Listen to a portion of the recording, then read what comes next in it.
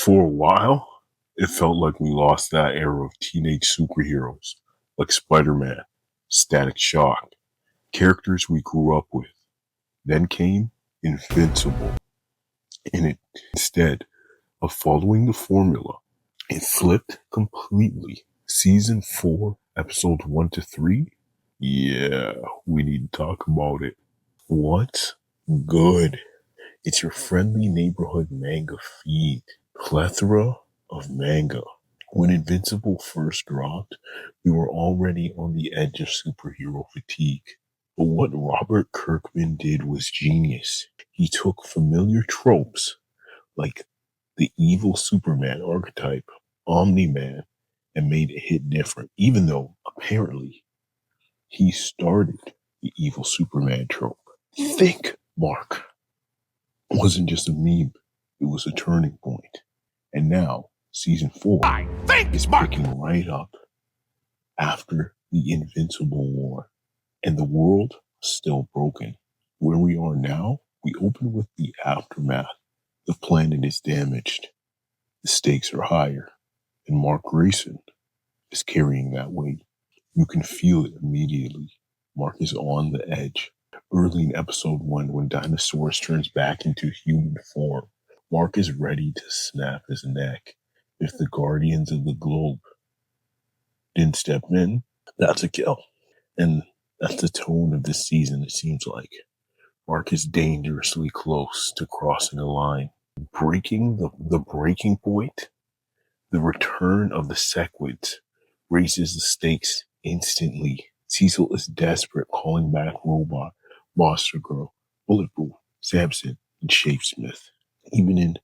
Even bring on a new teammate in Brit. I think it's Captain Brit.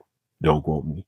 He even brings on Mark, and he asks Eve, but despite Eve struggling with her powers after the Conquest fight, it's not a good idea.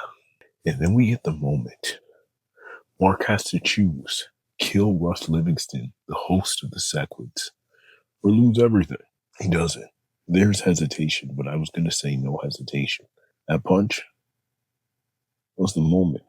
Mark has changed. In episode 2, Nolan's Truth, episode 2 slows things down, but in a good way. We get more insight into Nolan Grayson and Viltrumite culture. Becoming an adult, you're getting jumped by your parents. Feel your education? That's your last lesson, my G.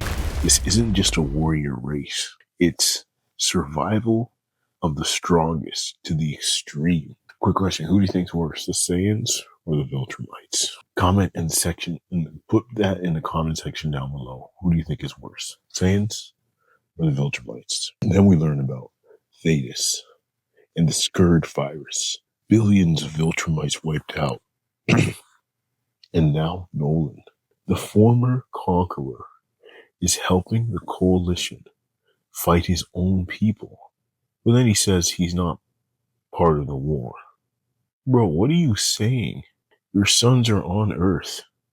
The Viltrumites have beef with Earth. They're coming through to Earth. And Mark and Oliver are going to defend it. You're in it whether you like it or not, my G. In episode 3, the consequences and chaos. Now everything starts colliding. Cecil Stedman is watching Mark closely, not because Mark killed, because Mark is a Viltrumite who killed. That difference matters. Even the Guardians, especially Robot, aren't fully on board with Mark's decision. And Robot brings up a real point. What happens next time? Because enemies in this world don't stay down. They come back stronger. Even with the Sequids hiding inside hosts like a ticking time bomb. Then we shift to Titan's storyline. Machine Head reveals that Liu's still alive. And when Liu shows up in dragon form, that's a real threat. Even Oliver stepping in, trying to prove himself, is not enough. And this is Liu in his weakened form. And he was giving Oliver the business. And Oliver saying he's just as good as Invincible, if not better. I mean, Has Oliver trained for real? I don't think so. There's no hate on Oliver. Meanwhile, the Flaxens return stronger than ever. They've adapted specifically to fight Viltrumites. They're using tech from their own dimension. This isn't random invasion anymore. This is revenge. You guys know that Drake song? No, Flaxen's out here for revenge, my G. And then we got a huge sacrifice. Robot and Monster Girl go through the portal to destroy the emitter. One-way trip. No guarantee they're coming back. Mark's evolution. This is where the season really shines. Mark isn't the same kid from season 1. Back then, he hesitated, believed in saving everyone. He avoided killing at all costs. Now, he's making impossible decisions. It's breaking him. The trauma is real. Even visually, his new suit feels darker, heavier, almost like when Spider-Man wore his symbiote Venom suit. He's still a hero, but now he understands something Cecil has always known. Sometimes saving the world means losing a part of yourself. And he said it earlier. To be the good guys, we can save the world. We can't do both. Other character growth, Oliver is growing way too fast, physically and mentally, but he's still just a kid. Like, he's literally 2 years old.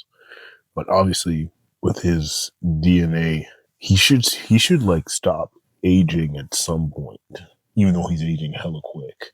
That Viltrumite DNA should be kicking in soon, is what I'm saying. Eve is clearly evolving. Her limits might be gone, but it looks like it's a mental block, like it's always been, but like even stronger now. Robot is becoming more cold and logical, and that's going to become a problem later. 3 episodes in, and season 4 is already hitting hard. Action, moral dilemmas, character development. This is why Invincible stands with the best superhero shows out right now and honestly all time. If you're vibing with the tribe, like and subscribe, my G, and I'll catch you in the next one.